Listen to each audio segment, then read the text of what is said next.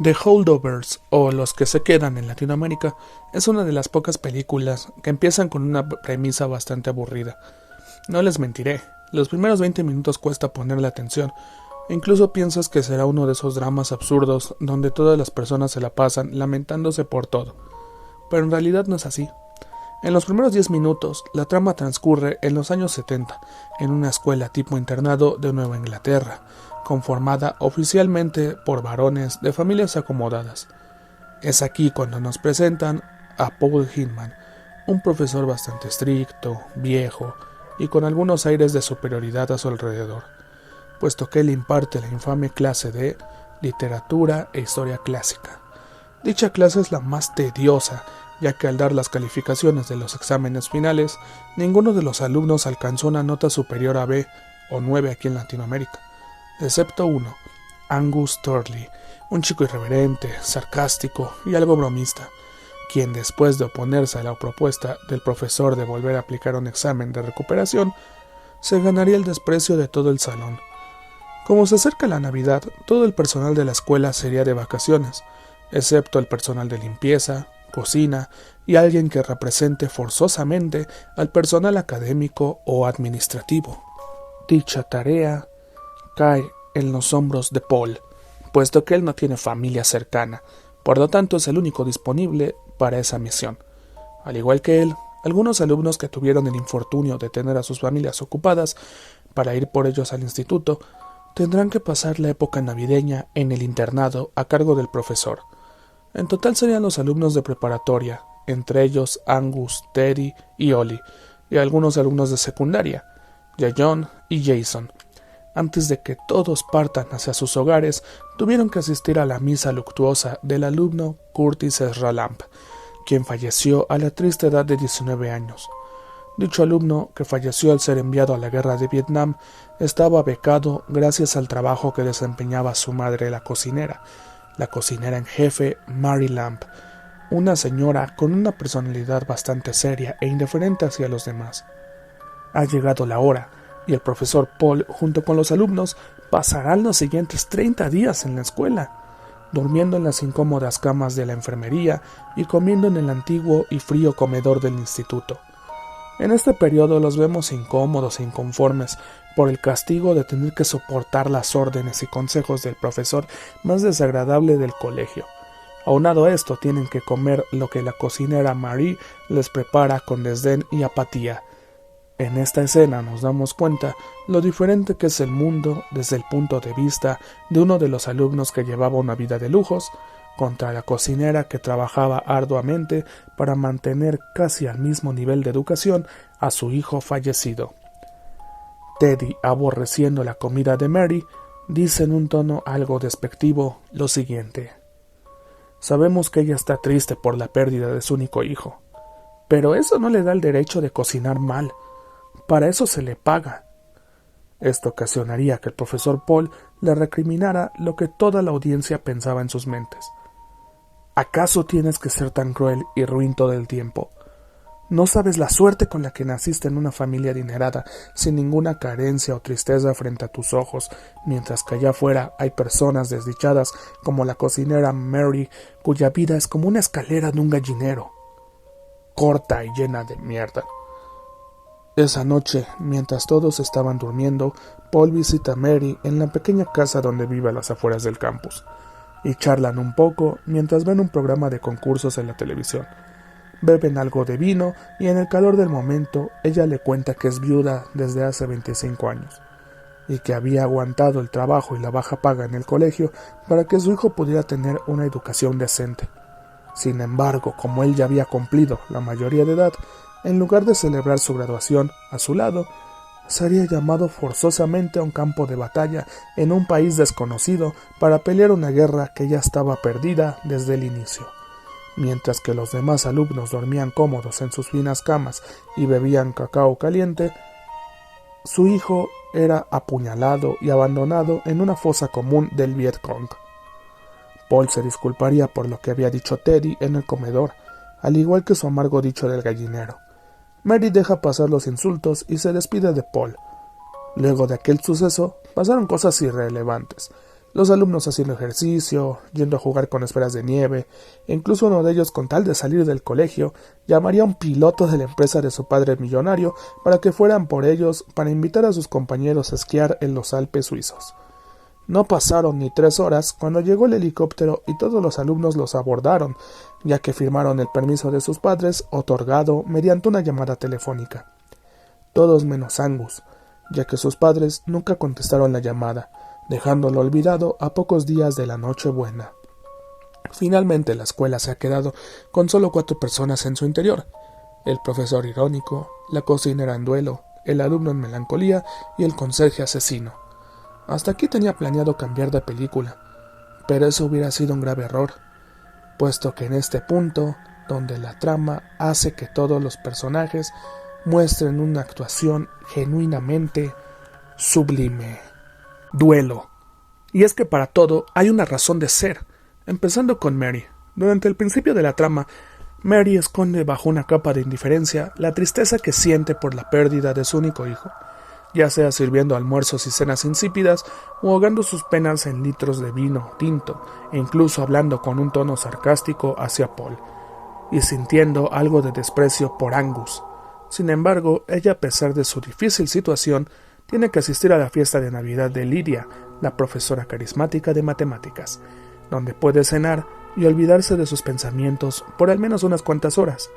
No obstante, al escuchar una melodía peculiar en el tocadiscos, recuerda lo inevitable y entra en una furia y frustración horrible, cuando un tipo desconocido le increpa que esa canción es muy aburrida, por lo que quiere escuchar algo más navideño.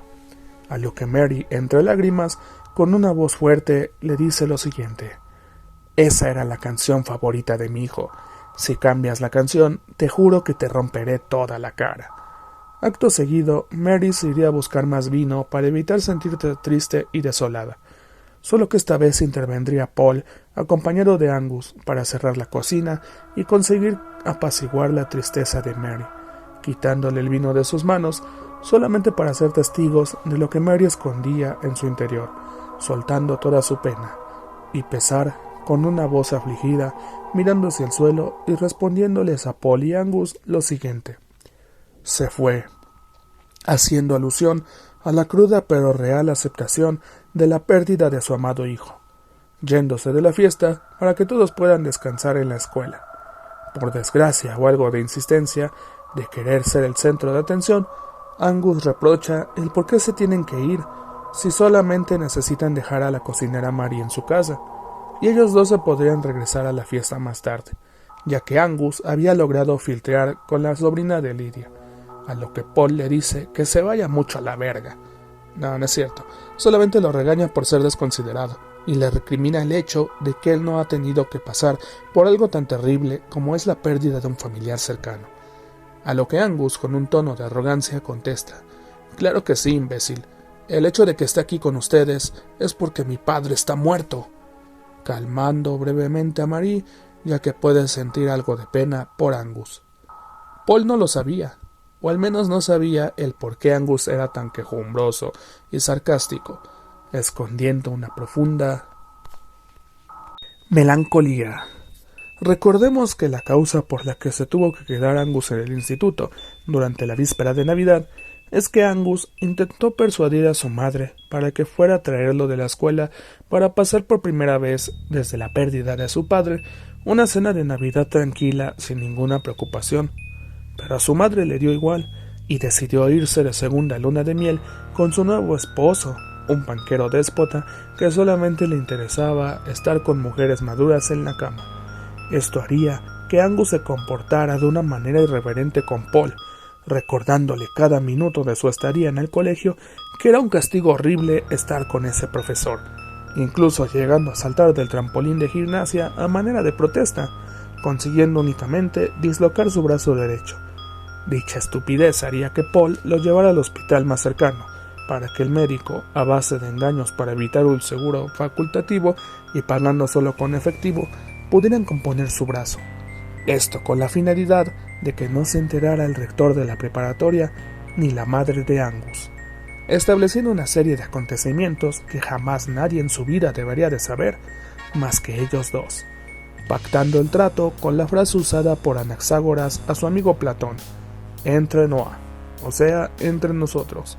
Pasando a comer una hamburguesa en una taberna local, Angus metiéndose en problemas con un hombre con un garfio como mano, tomando su primera cerveza con su profesor, yendo a una fiesta en la ciudad donde daría su primer beso de verdad con una chica, puesto que él estuvo toda su vida en un colegio solamente para varones, y se la pasaba justiciando a la serpiente de un ojo, además de defender a su profesor de un excompañero fanfarrón, que estaba increpando sobre los últimos años de docencia Paul, e incluso irían al cine a ver una película de terror para pasar el rato, lugar donde Angus utilizaría la vieja excusa de escape, diciendo que iba al baño, pero lo que en realidad planeaba era irse en taxi para ir a un lugar desconocido hasta ahora.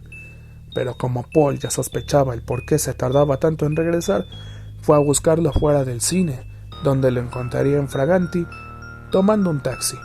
Angus le explica que volvería enseguida, solamente necesitaba visitar a alguien especial, en este caso su padre. A lo que Paul le dijo sin problemas que podrían ir a donde él quisiera. A nadie se le negaba el hecho de visitar a su padre. Pero para sorpresa de todos, el padre de Angus no estaba muerto, sino algo peor. O bueno, algo peor porque en su época muchas personas lo consideraban como un tabú, al grado de no decírselo a nadie. El padre de Angus vivía medicado en un hospital mental por la esquizofrenia paranoide que lo aquejaba de manera permanente. Angus pasó unos minutos con su padre, lo abrazó y le contó que cada día se esforzaba más en la escuela para ser el mejor de la clase. Le dijo que lo extrañaba y que nunca olvidaría los bellos momentos que convivieron en su infancia. Pero Angus vuelve a la realidad, cuando observa que su padre no responde a la charla de él. Él simplemente está en su propio mundo. Paul le preguntó a Angus el por qué no le había dicho nada respecto a esto, a lo que él le responde: me comporto como un buscapleitos, me esfuerzo en mis estudios y trato de agradarle a mi madre todo el tiempo. ¿Por qué?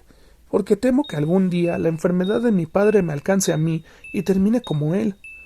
A lo que Paul rechaza esa idea, diciéndole que él no terminará como su padre.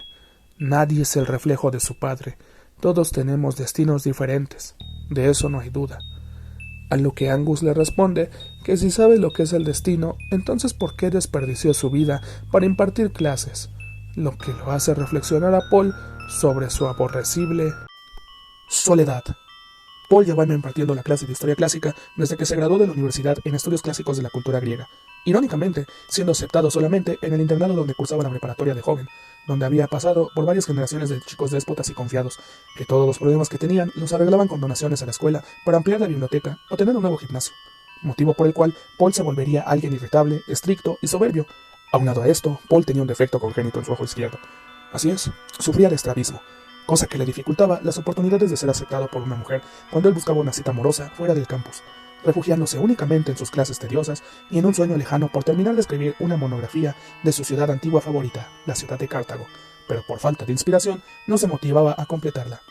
La única chica con la que lo veríamos filtrar un poco era con la profesora de matemáticas, teniendo una pequeña esperanza de ser correspondido por ella. Decidió ir a la fiesta navideña, donde después de una plática amena, él pensaba que podría expresarle las cosas que sentía hacia ella. Sin embargo, sus esperanzas fueron destruidas cuando ella recibe en la puerta con un beso francés a quien era su verdadero novio, dejándolo como los chinos, milando, haciendo que se sintiera solitario nuevamente, e incluso se sentiría completamente miserable al encontrarse cara a cara con un excompañero de la universidad, que le frotaba en la cara todos sus éxitos, desde haber terminado la carrera de Harvard, hacer la maestría en Oxford y conseguir un trabajo como académico en Cambridge, a lo que Angus defendería a Paul, haciéndose pasar por su sobrino, diciendo que Paul también se casó, es el decano del internado donde cursaba la preparatoria, e incluso que pronto publicaría un libro sobre cámaras de vacío que sería muy popular. A lo que Paul, en un 7-Eleven, le revelaría a Angus que él jamás terminó la universidad porque atropelló a su bully por plagiarse la tesis, pero como el bully tenía padres y amigos poderosos, le arrebataron su beca y título universitario, por lo que impartiría clases con la licenciatura trunca en la preparatoria que lo vio nacer, teniendo Paul y Angus una tregua, al fin, gracias a la redención. Por alguna extraña razón que nunca explican, los padres de Angus se dieron cuenta que se rompió el brazo y salió a tomar y a flirtear lejos de la escuela, ocasionando que le reprocharan a Paul la mala acción del viaje de visita que hizo para que Angus viera a su padre en el hospital mental, diciéndole que era un profesor horrible y que cambiarían a Angus a una escuela militar. Pero Paul defendió a Angus argumentando que es un buen chico, que es listo y como cualquier otra persona merecía estar con su padre biológico.